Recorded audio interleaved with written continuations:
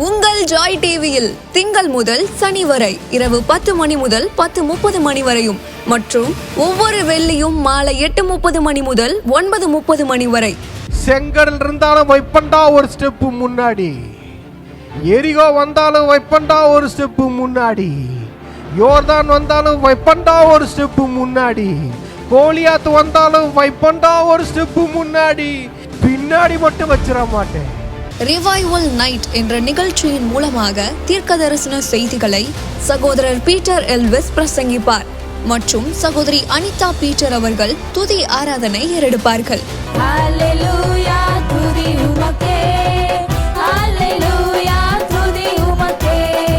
மனிதர்களின் வார்த்தையால் பாதிக்கப்பட்டது போதும், கடவுளின் வார்த்தையால் பாதிக்கப்படுவோம் வாருங்கள். நமக்குள் இருக்கும் இயேசு கிறிஸ்துவை உலகத்திற்கு காட்டும் நேரம் இது. வாருங்கள், இயேசுவுக்காய் எழும்புவோம். நீரே போதும், நீரே போதும், நீரே போதும் இயேசுவே.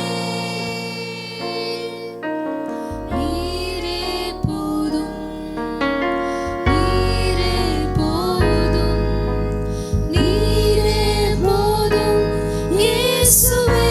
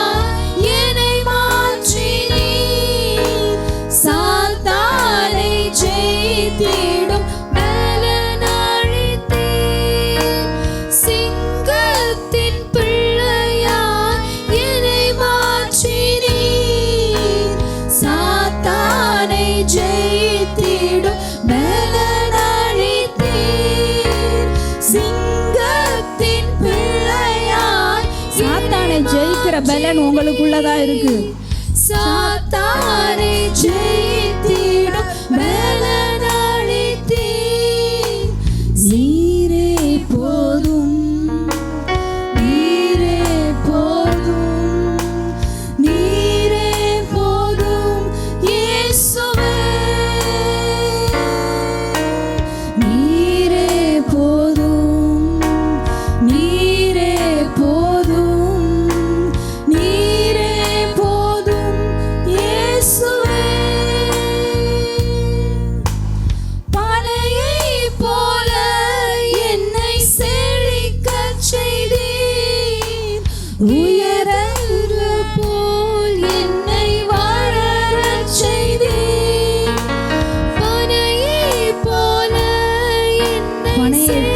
செழிக்கிறவர்கள், நம்ம கேதுரு போல வளர்கிறவர்கள் போல் என்னை வாழறச் செய்தீர்.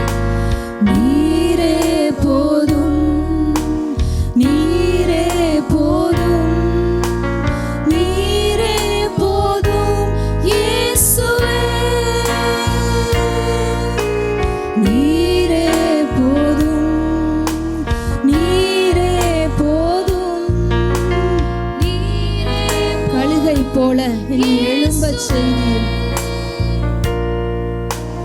கழுகை போல என்னை எழும்பச் செய்தீர். உயரங்களில் என்னை பறக்கச் செய்தீர். கழுகை போல, நம்ம எல்லாருமே கழுகை போல எழும்ப வேண்டியவர்கள். நம்ம இங்க இருக்க எல்லா உயரங்களில் பறக்க வேண்டியவர்கள். என்னை பறக்க செய்தீர். நீரே போதும்,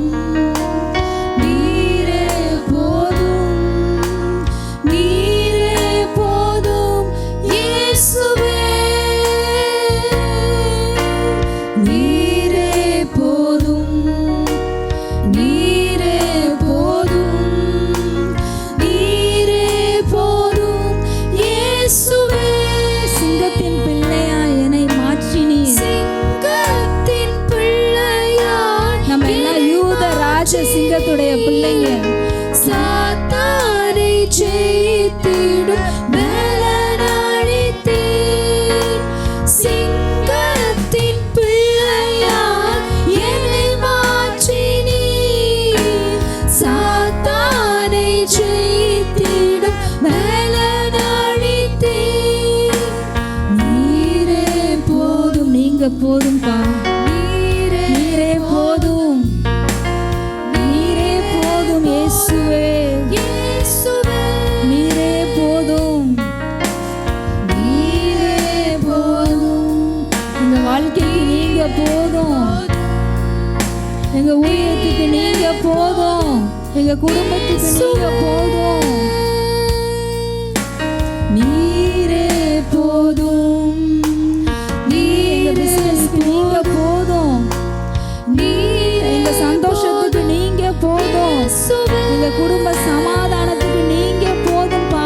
நீரே போதும், எங்க மந்த்லி இன்கமுக்கு நீங்க போதும், எங்க பேங்க் பேலன்ஸ் நிரம்புவதற்கு நீங்க போதும்.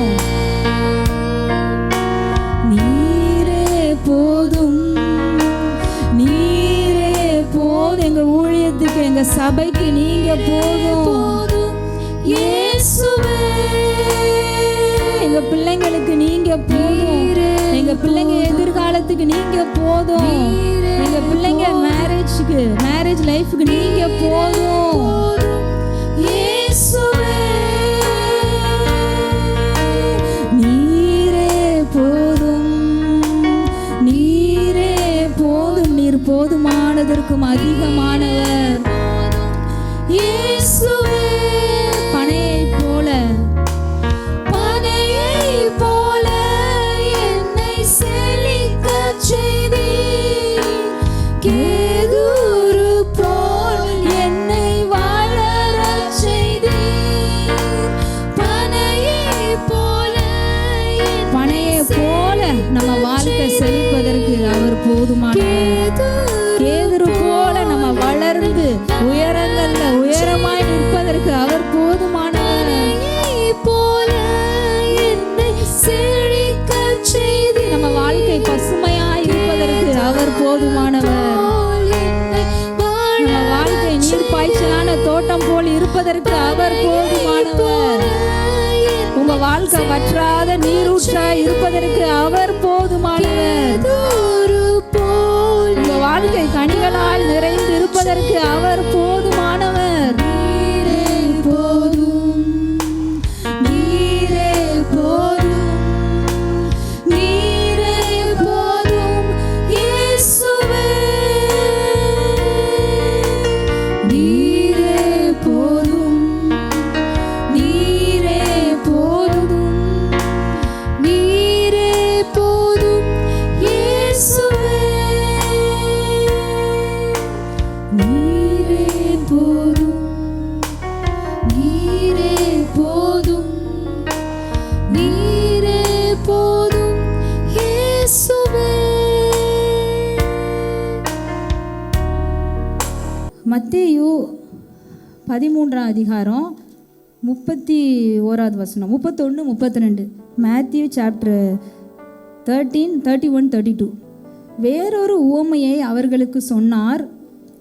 பரலோக ராஜ்யம் கடுகு விதைக்கு ஒப்பாயிருக்கிறது. அதை ஒரு மனுஷன் எடுத்து தன் நிலத்தில் விதைத்தான். அது சகல விதைகளிலும் சிறிதாயிருந்தும் வளரும்போது சகல பூண்டுகளிலும் பெரிதாகி ஆகாயத்து பறவைகள் அதன் கிளைகளில் வந்து அடையத்தக்க மரமாகும் என்றார். ஆமென். பரலோக ராஜ்யம் எப்படி இருக்குன்னா, ஒரு கடுகு விதைக்கு தான் ஒப்பாக இருக்கான். கடுகு விதைனா எவ்வளோ சின்னதாக இருக்கும், கடுகே ரொம்ப குட்டியாக தானே இருக்குது. பரலோக ராஜ்யம் அப்படி தான் இருக்குதான்.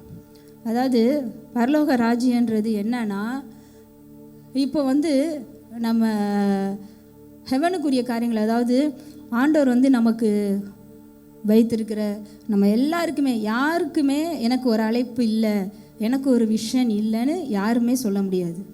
ஆண்டவர் நமக்கு வைத்திருக்கிற ஒரு விஷன், ஒரு காலிங், உங்களை ஆண்டவர் எதுக்காக அழைச்சிருக்கிறாரோ, உங்களுக்குள்ளே இருக்கிற ஃபெய்த்து, ஆண்டவர் உங்களுக்கு கொடுத்துருக்கிற தாளந்துகள், அவர் உங்களுக்கு கொடுத்துருக்கிற அபிஷேகம், வரங்கள், ஆண்டவர் கொடுத்துருக்கிற கிஃப்ட்டு, ஒருத்தருக்குமே ஆண்டவர் ஒரு தாளந்து கொடுத்துருக்கிறாரு. இங்கே இருக்கிற எல்லாத்துக்குமே ஒரு தாளந்து கொடுத்துருக்கிறாரு. எல்லாருக்குமே கிஃப்ட் இருக்குது, வரங்கள் கொடுத்துருக்கிறாரு, அபிஷேகம் கொடுத்துருக்கிறாரு. அவங்கவுங்கள ஒரு காரியத்துக்கு அழைத்திருக்கிறார். ஒருத்தர் மேலே ஒரு விஷன் இருக்குது. இது எல்லாமே நம்ம கையில் எப்படி இருக்குது தெரியுமா? ஒரு கடுகு வித மாதிரி தான் இருக்குது. அவர் அப்படி தான் கொடுத்துருக்கிறாரு. இதெல்லாம் சீடு மாதிரி ஆண்டவர் கொடுத்துருக்கிறாரு. ஆமென். இது எல்லாமே நம்ம கையில் இருக்க சீடு. நீங்கள் யோசிச்சு பாருங்கள், ஆண்டவர் நமக்கு என்ன பெருசாக நான் சொல்லலை, ஐயோ விஷயம்னா பெரிய ஊழியங்க பெருசாக ஏதாவது பண்ண இல்லை. ஒருத்தரே ஒரு விஷயத்துக்கு அழைச்சிருக்காரு பார்த்தீங்களா? அது உங்களுக்குள்ளே இருக்கிற சீடு. உங்கள் மேலே ஒரு தரிசனம் வச்சுருக்காரு, ஒரு விஷன் வச்சுருக்காருல, அது உங்கள் கையில் ஆண்டவர் கொடுத்துருக்கிற ஒரு சீடு, ஒரு விதை. உங்களுக்கு ஒரு அபிஷேகம் கொடுத்துருக்கிறார்ல, உங்களுக்கு ஒரு தாளந்து கொடுத்துருக்கிறார்ல, அது சின்ன தாளந்தோ, அதுக்கு தான் ஆண்டவர் கடுகு விதையை கம்பேர் பண்ணிட்டார். யாருமே சின்னதை அற்பமாக நினச்சிடவே கூடாது. உங்ககிட்ட இருக்கிறது ஆண்டவர் கொடுத்துருக்கிற சீடு. எத்தனை பேர் விசுவாசிக்கிறீங்க? ஆமென். உங்களுக்கு கொடுத்துருக்கிற ஒன்று அதான் கடுகு விதை. அதை இப்போ உங்கள் கையில் வச்சுக்கோங்க. என்ன ஆண்டவர் உங்களுக்கு விஷன் கொடுத்துருக்கிறாரு, என்ன காலிங் கொடுத்துருக்கிறாரு, உங்களை எந்த தரிசனத்தில் நடக்க சொல்லியிருக்கிறாரு, உங்களுக்கு என்ன டேலண்ட் கொடுத்துருக்கிறாரு, உங்களுக்கு என்ன கிஃப்ட் கொடுத்துருக்கிறாரு, அது எல்லாம் கடுகு விதை மாதிரி உங்கள் கரத்தில் எடுத்துக்கோங்க. அடுத்த வசனம் பார்த்தீங்கன்னா, அதை ஒரு மனுஷன் எடுத்து தன் நிலத்தில் விதைத்தானாம். அதை எடுத்துட்டான். ஆண்டவர் தான் கொடுத்துட்டாரு. சீடை யார் கொடுத்தா? ஆண்டவர் கொடுத்துட்டாரு. ஆனால் அதை எடுத்து அந்த மனுஷன் என்ன பண்ணான்? அந்த விதையை அப்படியே வச்சுக்கிட்டு பார்த்துக்கிட்டே இருந்துட்டோ, அந்த விதையை அப்படியே வச்சுக்கிட்டே இல்லை, தன் நிலத்தில் விதைக்கிறான். அது யார் செய்யணும்னா அவன் தான் செய்யணும், அந்த மனுஷன் தான் செய்யணும். சீடு தான் ஆண்டவர் கொடுப்பாரு நம்ம கையில். யாருமே கொடுக்கலன்னு சொல்லவே முடியாது. சின்னது கடுகு விதை கண்ணுக்கே பார்த்தா தெரியாது. அப்போ அந்த அளவை ஏன் சொல்லியிருக்காருன்னா, ஒருத்தர் கூட எனக்கு ஆண்டவர் எதுவுமே கொடுக்கலன்னு சொல்லவே முடியாது. கொடுத்துருக்கிறார், எல்லாத்துக்கும் கொடுத்துருக்கிறாரு. ஆனால் நம்மளோட வேலை என்னன்னா, அதை எடுத்து விதைக்கணும். நான் அதான் அங்கே பார்த்தேன், என்ன விதைக்கணும்னா தன் நிலத்தில், அவனோட நிலத்தில். அப்போ இது எனக்கு என் நிலத்தில், அவன் நிலத்தில்னா எப்படி விதைக்கிறதுனா, இப்போ உங்களுக்கு ஆண்டவர் கொடுத்துருக்கிறாருல ஒரு விஷன், சின்ன விஷன், ஒரு சின்ன காலிங், உங்களுக்கு கொடுத்துருக்கிற அபிஷேகம், ஒரு சின்ன தாளந்து, உங்களுக்குள்ளே இருக்க ஒரு சின்ன ஃபெய்த்துன்னு தான் சொல்கிறேன். எல்லாமே உங்களுக்கு ஆண்டவர் கொடுத்துருக்க ஒரு வாக்கு தத்துவம், உங்களுக்கு இப்படி செய்வேன்னு ஒன்று சொல்லியிருக்காருல, இது எல்லாத்துக்காகவும் நீங்கள் என்ன விதைக்கிறதுனா என்ன தெரியுமா? இந்த எல்லா காரியத்துக்காகவும் நீங்கள் உங்கள் எனர்ஜியை, உங்கள் எஃபர்ட்டை அதுக்காக நீங்கள் விதைக்கணும். ஆண்டவர் கொடுத்துட்டாரு, விதை கொடுத்துட்டாரு. அவன் நிலத்தில் அதை விதைக்கிறான்னா நம்ம என்ன செய்யணும் தெரியுமா? ஆண்டவர் கொடுத்துக்கிற அந்த காரியத்துக்காக அதில் நம்ம எனர்ஜியை விதைக்கணும். ஆண்டவர் கொடுத்துருக்கிற அந்த விதைக்காக நம்ம எஃபர்ட்டை அதில் போடணும். நம்ம மணி ஒரு இன்வெஸ்ட்மெண்ட், அந்த காரியத்துக்காக நம்ம மணியை இன்வெஸ்ட் பண்ணணும். நம்ம டைம் எல்லாத்துக்குமே ரொம்ப ப்ரெஷியஸாக இருக்குது. இப்போ டைமே இல்லை. எல்லாத்துக்கும் எது ரொம்ப முக்கியம்னா, கிட்டத்தட்ட பணத்தை விட டைம் தான் ரொம்ப, எல்லாருமே பிஸியாக இருக்கிறோம். ஆனால் ஆண்டவர் கொடுத்துருக்கிற அந்த விதையை விதைக்கிறதுக்கு நீங்கள் பண்ண வேண்டியது உங்கள் டைம் அதுக்கு இன்வெஸ்ட் பண்ணணும். ஏன்னா உங்களை நம்பி தான் கொடுத்துருக்குறாரு அவர். அந்த விதையை இந்த மனுஷன்கிட்ட கொடுத்தா அவன் போய் தான் நிலத்தில் விதைப்பான் அப்படின்னு நம்பி தான் அந்த விதையை கொடுத்துருக்கிறாரு. அப்போது உங்களை நம்பி ஒரு டேலண்ட்டை, உங்களை நம்பி ஒரு விஷனை, உங்களை நம்பி ஒரு வார்த்தை, இதை நான் செய்வேன் பேசியிருப்பார், ஒரு அபிஷேகம், என்ன கொடுத்தாலும் அதுக்காக நம்ம என்ன செய்யணும்? அதுக்காக உங்களுடைய எனர்ஜியை ஸ்பெண்ட் பண்ணணும், உங்களுடைய டைமை ஸ்பெண்ட் பண்ணணும், உங்களுடைய எஃபர்ட் அதில் போடணும், உங்களுடைய மணியை ஸ்பெண்ட் பண்ணணும். இதுதான் விதைக்கிறது. சில நேரங்களில் சாக்ரிஃபைஸ் பண்ணுறது கூட இருக்கும். அதுவும் நீங்கள் அதுக்காக பண்ணணும். எதுக்காக? கையில் இருக்கிற அந்த விதைக்காக சாக்ரிஃபைஸ் பண்ணணும். உங்கள் மணியை இன்வெஸ்ட் பண்ணணும், உங்களோட டைமை விதைக்கணும், உங்கள் எஃபர்ட் அதில் விதைக்கணும், உங்கள் எனர்ஜியை விதைக்கணும், உங்கள் ஃபுல் இதையும். தான் நிலத்துல தான் விதைக்கிறான், போய் பக்கத்து இதில் அங்கெல்லாம் இல்லை. அவன் அந்த விதை எடுத்து தான் நிலத்துலனா உங்களோட டைம் அதுக்கு நீங்கள் விதைச்சே ஆகணும், உங்களோட எனர்ஜியை விதைச்சே ஆகணும். சாக்ரிஃபைஸ்னால் என்ன? நான் சாக்ரிஃபைஸ் பண்ண போகிறேன்னா, ஒரு சில இடங்களில் நோ சொல்ல வேண்டி இருக்கும். அது அந்த விதைக்காக நீங்கள் சொல்கிறது. அது நீங்கள் அந்த இடத்துல ஒரு சாக்ரிஃபைஸ் பண்ணுறீங்க. சில இடங்களில் வேணாம், சில இதை எல்லாரும் பண்ணாலும் நீங்கள் மிஸ் பண்ணுவீங்க. அதெல்லாம் சாக்ரிஃபைஸ் தான். எதுக்காக பண்ணுறீங்க? இந்த விதைக்காக, இந்த கடுகு விதைக்காக உங்களுடைய எனர்ஜி, உங்களுடைய பலத்தை எல்லாம் அந்த விதைக்காக நீங்கள் இன்வெஸ்ட் பண்ணுறீங்க. நீங்கள் சம்பாதிச்ச பணத்தை எல்லாம் அந்த விதைக்காக இன்வெஸ்ட் பண்ணுறீங்க. உங்களுடைய சாக்ரிஃபைஸு, உங்களுடைய உங்கள் பணம் வந்து உங்களுடைய முழு உழைப்பு இந்த விதைக்காக தான் நீங்கள் அதை இன்வெஸ்ட் பண்ணுறீங்க. உங்களுடைய எஃபர்ட் அதுக்காக நீங்கள் எடுக்கிறது. ஆண்டவர் கொடுத்துருவார் விதையை, அதுக்கு எஃபர்ட் எடுக்கிறது.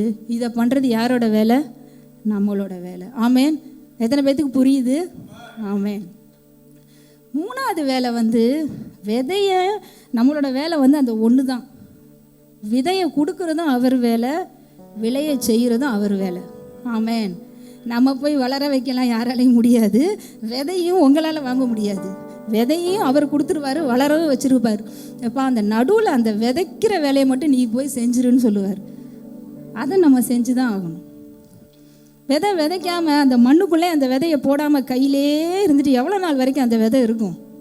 அப்படியே பார்த்து பார்த்து ஆண்டவர் கொடுத்துருக்கிற அழகாக இருக்குது, இந்த அபிஷேகம் அழகாக இருக்குது, இந்த டேலண்ட் அழகாக இருக்குது, இந்த காலிங் அழகாக இருக்குது, இந்த ஃபெய்த் பார்க்க நல்லா இருக்குது, இந்த வாக்குத்தத்தம் ரொம்ப அழகாக இருக்குது, ஆண்டவர் எனக்கு கொடுத்துருக்க இந்த வசனம் நல்லா இருக்குது, இந்த ஊழியம் ரொம்ப நல்லா இருக்குது. எல்லாத்தையும் அப்படியே பார்த்துக்கிட்டே இருந்தோம்னா அதே அப்படியே பார்த்துட்டே இருக்கலாம். அது வளரணும்ல. எதுக்காக உங்கள் கையில் கொடுத்தாரு? அது வளர செய்ய அவர் ரெடியாக இருக்கிறாரு. அதுக்கு நடுவில் நீங்கள் அதுக்காக விதைக்கணும். எத்தனை பேர் விதைக்க ரெடியாக இருக்கிறீங்க? உங்கள் டைமை, உங்கள் எனர்ஜியை, உங்கள் எஃபர்ட் எல்லாம் ஆண்டவர் உங்களுக்கு கொடுத்துருக்கிற விதை எதுன்னு பாருங்கள். விதை மட்டும் இல்லைன்னு யாருமே சொல்ல முடியாது. இன்றைக்கி போய் யோசிங்க, என் கையில் ஆண்டவர் என்ன கடுகு விதை மாதிரி எதை கொடுத்துருக்குறாரு? யோசிச்சிங்கன்னா உங்களுக்கு ஞாபகம் வரும். ஒரு வாக்கு தத்தம் கொடுத்தா கூட அது ஒரு விதை தான். நான் உன்னை இப்படி பெரிய இதாக்குவேன், உன்னை இப்படி செய்வேன், உங்களுக்கு அப்படி பண்ணுவேன். உங்கள் வாழ்க்கையை குறித்து, உங்கள் பிஸ்னஸ், நீங்கள் என்ன பண்ணுறீங்களோ எல்லாத்த குறித்து பேசியிருக்காருல்ல, அதுக்காக நீங்கள் என்ன உங்கள் எனர்ஜி, உங்கள் எஃபர்ட்டை இன்னையிலேருந்து நீங்கள் விதைக்க ஆரம்பிங்க. அதை செய்யும்போது அதை வளர செய்கிறது யார்? அவர். அது எப்படி போட்டிருக்குன்னா, அது சகல விதைகளிலும் சிறிதாக இருந்தும் வளரும் போது சகல பூண்டுகளும் பெருசாயிருச்சான்.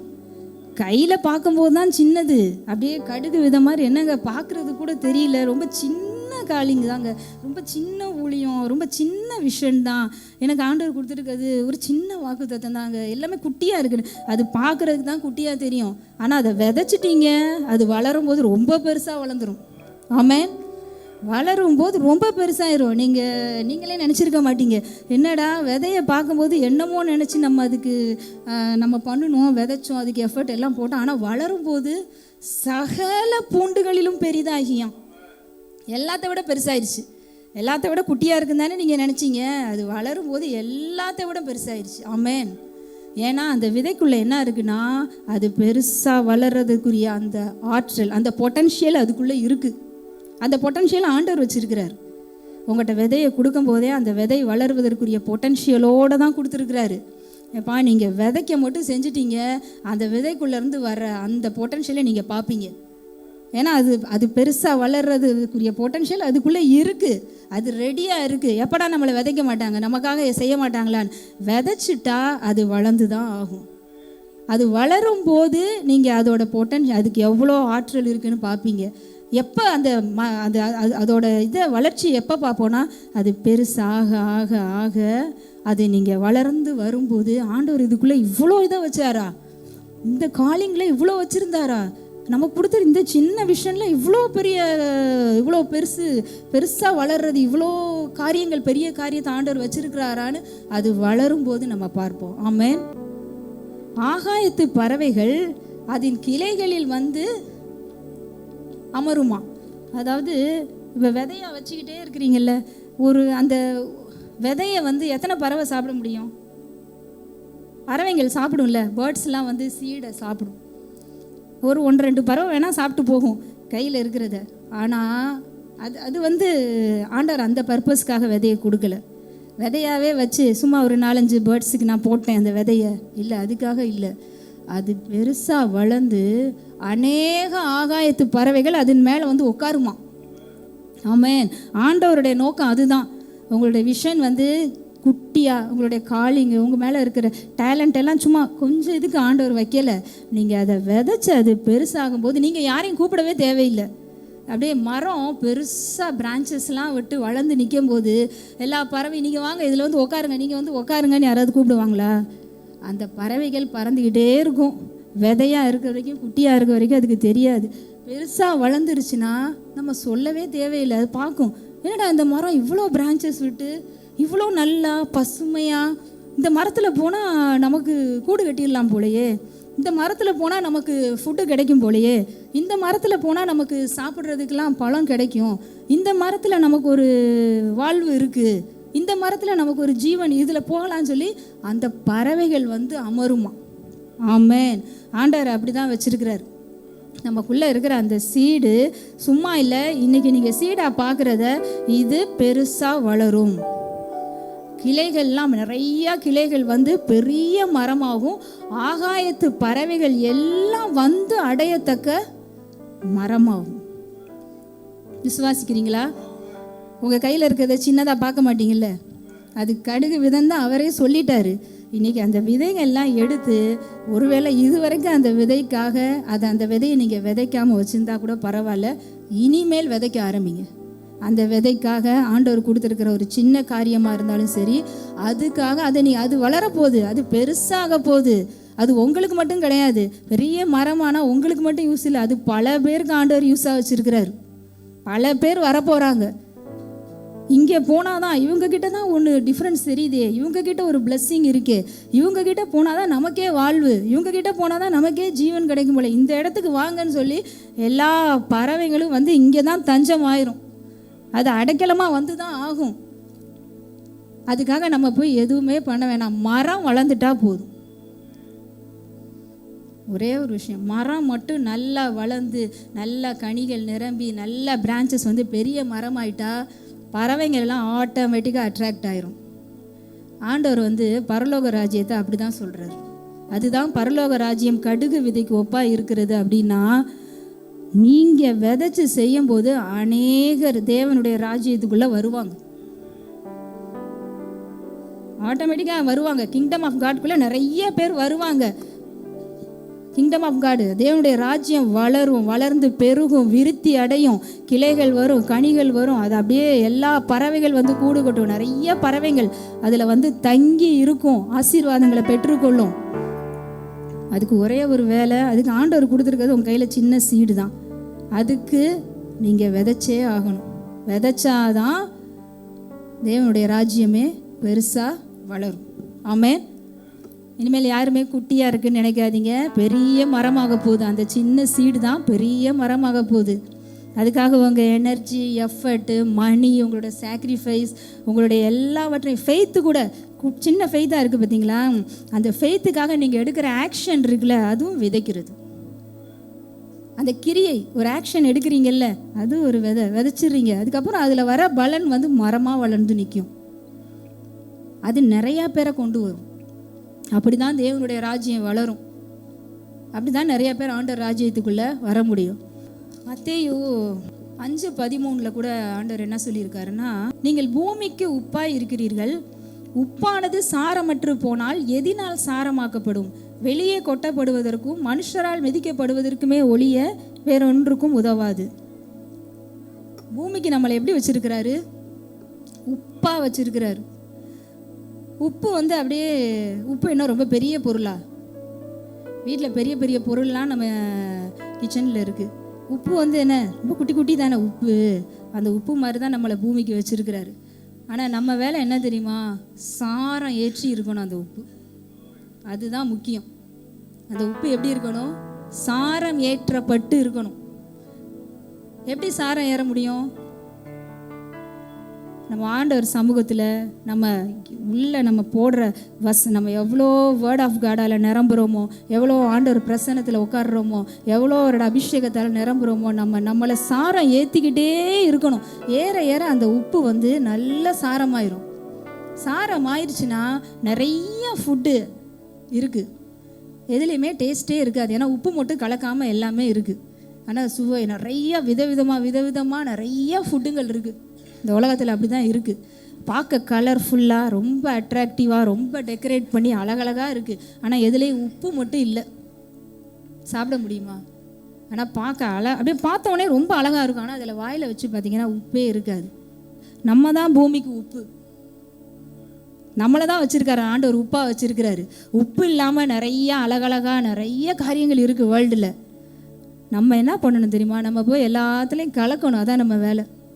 அது எப்போ கலக்க முடியும்? நம்ம சாரமாக அப்படியே உப்புக்குரிய சாரத்தோடு நம்ம இருந்தால் தான் போய் எல்லாத்துலேயும் கொஞ்சம் கொஞ்சம் கொஞ்சம் கொஞ்சம் எல்லாத்துலேயும் போட்டால் எல்லாம் எப்படி ஆயிரும்? டேஸ்ட் ஆயிரும். உப்பு சாரம் இல்லைன்னா வேஸ்ட்டு தானே. உப்புக்கே உரிய தன்மை சாரம்தான். அது இல்லைனாலே அது எதில் கலந்தாலும் வேஸ்ட்டு தானே. ஆண்டவர் நம்மளை அப்படி தான் வச்சுருக்காரு. ஏன் உப்பாக வச்சுருக்கிறாரு? சாரம் ஏறினவர்களாக இருக்கணும். நீங்கள் போய் சுவையே இல்லை, டேஸ்ட்டே இல்லை, என்னங்க எல்லாமே வாழ்க்கையில் அழகாக இருக்குது, அப்படியே எல்லாமே இருக்குங்க எங்களுக்கு. ஆனால் என்னமோ தெரில, ஒரு எம்டியாக ஒரு மாதிரி ட்ரையாக இருக்குது. எங்கள் லைஃபே அப்படியே ஹார்ட்டில் ஏதோ ஒரு விதமான கஷ்டம் இருந்துகிட்டே இருக்குது, ஒரு நிம்மதி இல்லை, இப்படிலாம் சொல்கிறாங்க பார்த்தீங்களா? நீங்கள் தான் உப்பு. நீங்கள் போய் அவங்க லைஃப்பில் கலக்கும்போது அவங்கெல்லாம் என்ன பண்ணுவாங்கன்னா அந்த டேஸ்ட்டை உணருவாங்க. என்ன டேஸ்ட்டு? கர்த்தர் நல்லவருங்கிற அந்த டேஸ்ட்டை அவங்க ஃபீல் பண்ணுவாங்க. ஆமேன். கர்த்தர் நல்லவர் அப்படின்னு எல்லாரும் ருசித்து பார்க்கணும்னா நம்ம சாரம் ஏறின உப்பாக இருக்கணும்.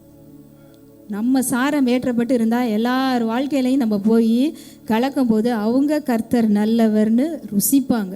ஏன்னா அந்த ருசியாக அவங்கள சொல்ல வச்சிரும். ஹல்லேலூயா. அதே தான் பூமிக்கு நம்ம எப்படி இருக்கோம்? அடுத்த வசனம், நீங்கள் உலகத்துக்கு வெளிச்சமாக இருக்கிறீர்கள். வெளிச்சத்தை மட்டும், பிரைட்னஸ், நம்மகிட்ட இருக்க வெளிச்சம் ஒரு நாளும் இருளாகாதபடிக்கு நம்ம எச்சரிக்கையார். எங்கேயுமே நம்ம வாழ்க்கையில் இருளுக்கு இடமே கிடையாது. எவ்வளோ, ஏன்னா நம்மளாம் நீதிமான்களுடைய பாதை எப்படி இருக்குமா? நடுப்பகல் வரைக்கும் அதிகமாய் பிரகாசிக்கிற சூரிய பிரகாசம்.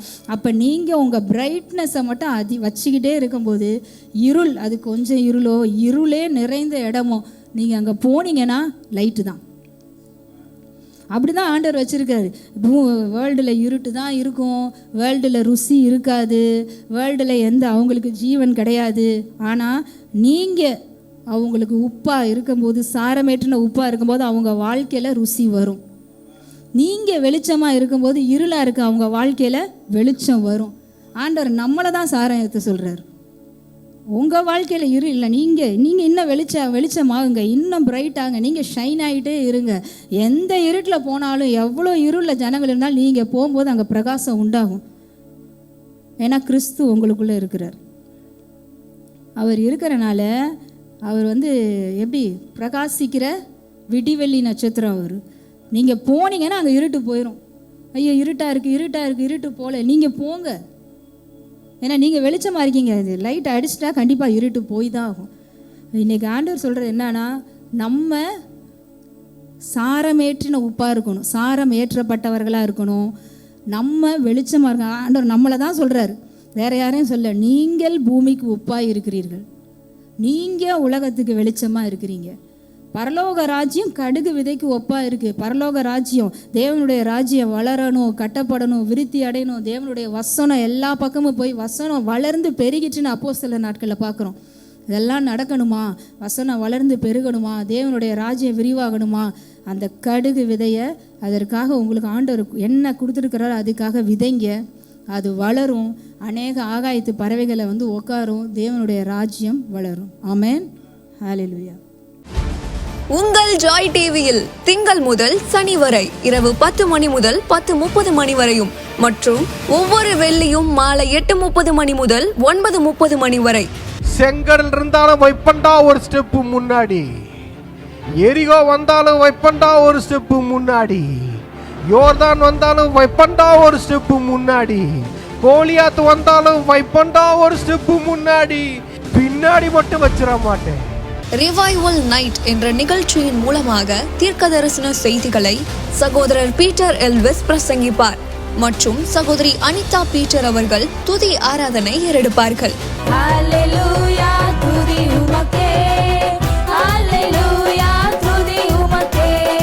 மனிதர்களின் வார்த்தையால் பாதிக்கப்பட்டது போதும், கடவுளின் வார்த்தையால் பாதிக்கப்படுவோம் வாருங்கள். நமக்குள் இருக்கும் இயேசு கிறிஸ்துவை உலகத்திற்கு காட்டும் நேரம் இது. வாருங்கள் இயேசுவுக்காய் எழும்புவோம்.